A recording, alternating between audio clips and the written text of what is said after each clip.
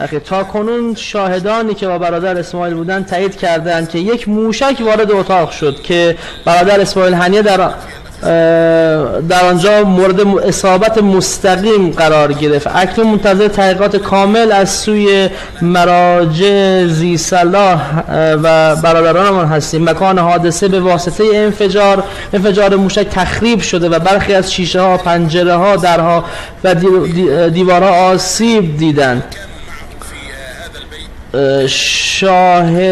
شاهدان در خانه شهید هنیه را تایید کردند. جزو شرایط به اسناد جمهوری اسلامی و متخصصان می سپاریم. شنیده ایم که دادستان از صبح کمیته‌ای تشکیل داده است و تیم‌های فنی در محل حضور دارند تا این موضوع را پیگیری کنند. ما